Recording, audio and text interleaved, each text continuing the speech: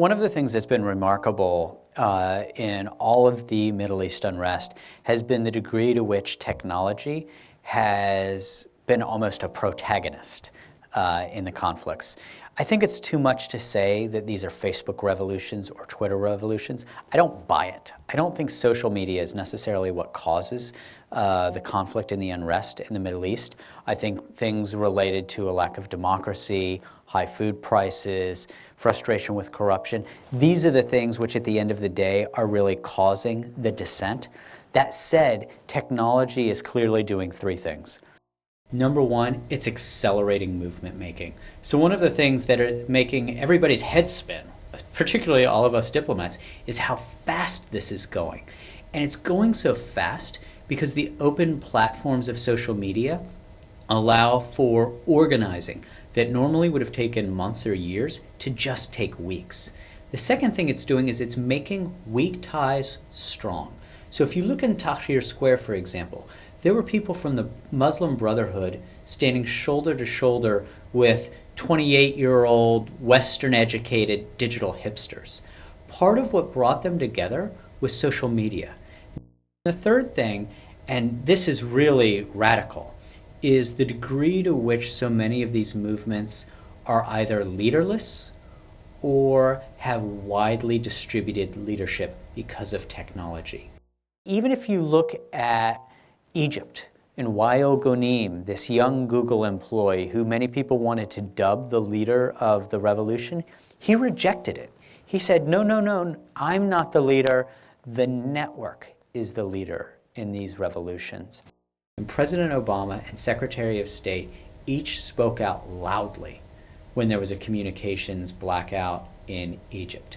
Both called for the end of the communications blackout, and they specifically mentioned social media. So what does this mean? The first thing is governments have got to take lessons from Tunisia and Egypt that if you try to black out communications to your citizens, you're going to do nothing but enrage them. And it's going to blow up in your face. It did not work in Tunisia. It did not work in Egypt. It's not going to work other places. The second thing you have to know is if you do this, we're going to speak up. Friend or foe, the United States is going to engage. It's a foreign policy priority of ours. We believe in a series of universal rights. And rights like the freedom of expression, the freedom of association and assembly, the freedom of the press. In the year 2011, those rights are increasingly exercised on the internet.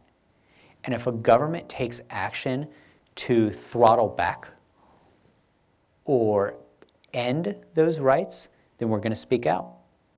People are innovating for good. People are innovating for ill. And what that does is it puts the onus on European and the American government to keep up.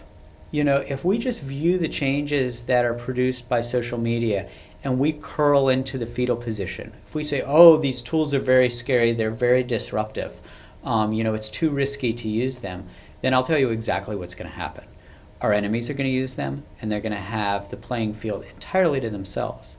Al-Qaeda is very sophisticated right now about building jihadi websites, the purpose of which is to radicalize young Muslim boys and to enter into lives of violent extremism. In the face of this, we can't say, oh, the horror that is the internet.